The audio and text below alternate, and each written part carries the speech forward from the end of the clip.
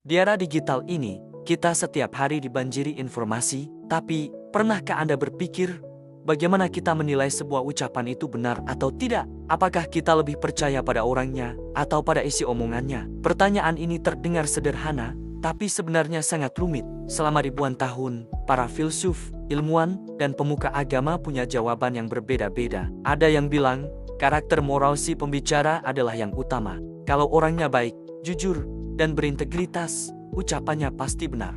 Tapi di sisi lain, sains modern menuntut bukti objektif, tidak peduli siapa yang bicara. Mari kita bayangkan sebuah pertemuan ekstrem.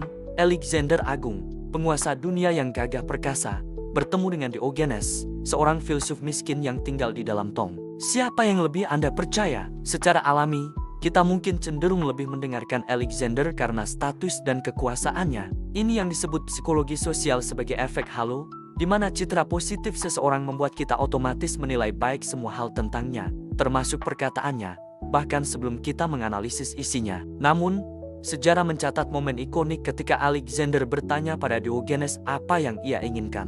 Diogenes menjawab, "Jangan halangi matahariku." Jawaban ini, meski sederhana, memotong sekat-sekat kekuasaan. Diogenes tidak meminta harta atau jabatan. Ia justru menunjukkan bahwa ada nilai yang lebih tinggi dari kekuasaan Alexander. Ini membawa kita pada pertanyaan kedua. Bisakah kita menilai isi ucapan secara terpisah dari siapa yang mengucapkannya? Filsuf seperti Michel Foucault akan mengatakan, tidak bisa. Kekuasaan dan pengetahuan selalu terkait. Setiap ucapan selalu lahir dari konteks sosial dan politik tertentu. Ucapan Diogenes tadi baru punya makna yang dalam karena diucapkan kepada seorang raja. Lalu bagaimana dengan dunia sains? Bukankah sains berusaha untuk objektif dan menghilangkan siapa yang bicara? Metode seperti tinjauan sejawat buta atau uji klinis buta ganda dirancang untuk itu. Dalam eksperimen ini, baik peneliti maupun subjek tidak tahu siapa mendapat perlakuan apa. Seolah-olah, status Alexander dan Diogenes disamaratakan, yang dinilai murni hanya data dan hasilnya.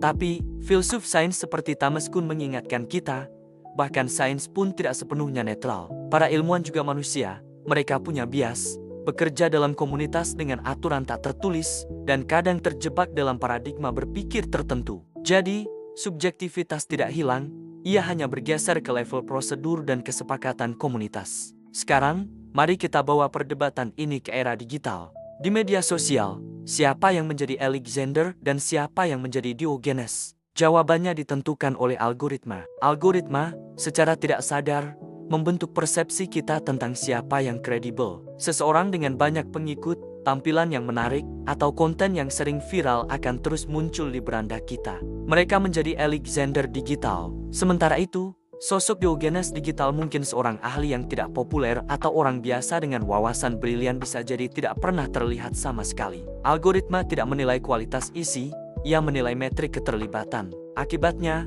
kita bisa terjebak dalam gelembung informasi yang menganggap popularitas sama dengan kebenaran.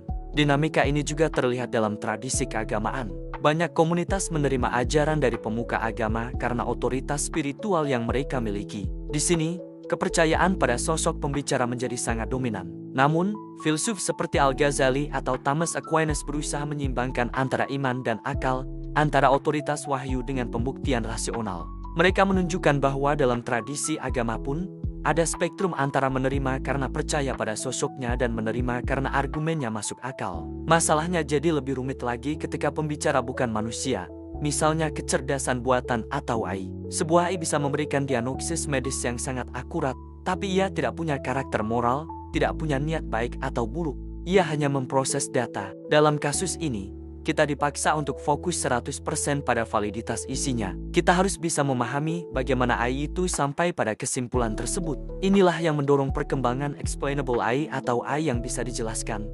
Karena kita tidak bisa lagi bergantung pada kredibilitas sosok pembicara.